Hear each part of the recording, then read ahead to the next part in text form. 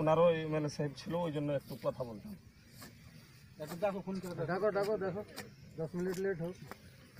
মানে এখানকার কবরস্থানের খুব সমস্যা আছে, রাস্তা দিয়ে রাস্তা নেই। হ্যাঁ,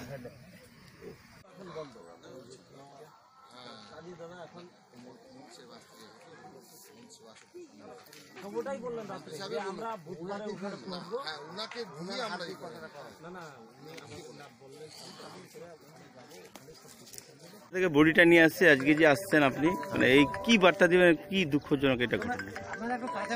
খুব মর্মান্তিক ঘটনা, খুব বেদনাদায়ক। কালকে যখন তখন আমি শিয়ালদা স্টেশন মানে যখন চাপা গেল শুনলাম, তখন আমি সঙ্গে সঙ্গে শিয়ালদা স্টেশনে যাই, গিয়ে জিআরপি অফিসে গেলাম, ওখানে গিয়ে বইটা দেখলাম।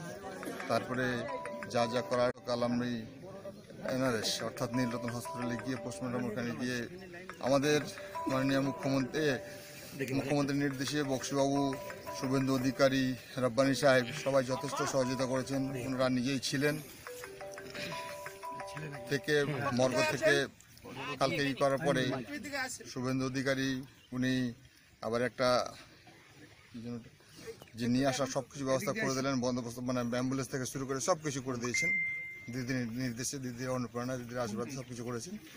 তো কালকে আমরা 1টার দিক ওখান থেকে অ্যাম্বুলেন্স করে পাঠিয়ে দিয়েছি। আজকে আমি সকালে আসলাম, এসে আমি দেখতে আসলাম। কোন জায়গাটা এটা? এটা হচ্ছে পূর্ব মাটিয়ারি ডালখোলা 1 গ্রাম পঞ্চায়েত। মাটি হয়ে যাওয়ার পরে আমি দেখা করব, দেখা করে কিছু আমি কথাও বলবো, কি সহযোগিতা পেতে পারে কিংবা সরকারের পক্ষ থেকে কি সহযোগিতা পেতে পারে। ব্রিগেডে গেছিল? হ্যাঁ, ব্রিগেডে গেছে। ব্রিগেডে যাওয়ার আসার সময়? হ্যাঁ, আসার সময় বাড়ি ফেরার যে সবাই মিলে?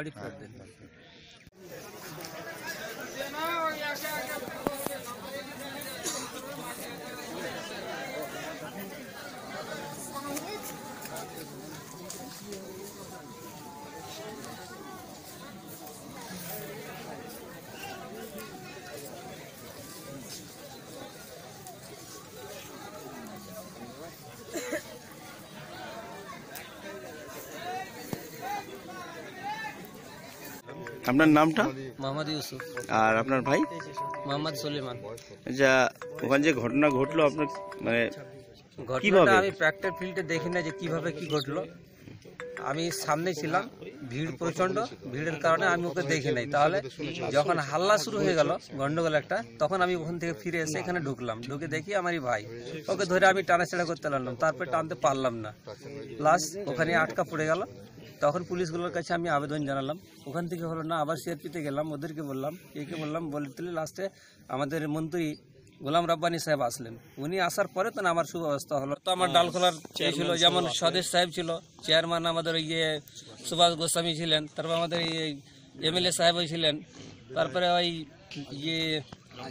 এরা সবাই মানে নেতাগুলো সবাই আমাদের পৌঁছে গেছিলেন আর কি, ওখানে কেউ বাকি ছিল না। আজকে এটা না, কালকে না, আজকে সৎকারটা কাজ হবে আজকে। হ্যাঁ, আজকে কাজ হবে। গ্রামবাসী সবাইকে সবাইকে নিয়ে নিজে প্ল্যাটফর্মকে কাটতে অর্ডার দিলেন, ওটাকে কেটে ওখান থেকে বের করলেন। আর আমাকে গোলাম রব্বানী সাহেব উনি নিয়ে চলে গেলেন। মন্ত্রী সাহেব আমাকে নিজের গেস্ট হাউসে ওখানে আমাকে রেখে দিলেন, আমাকে ওখানে রাখতে দেননি। তারপরে ওনারা লাস্টে উঠিয়ে নিয়ে গেলেন ওখান থেকে।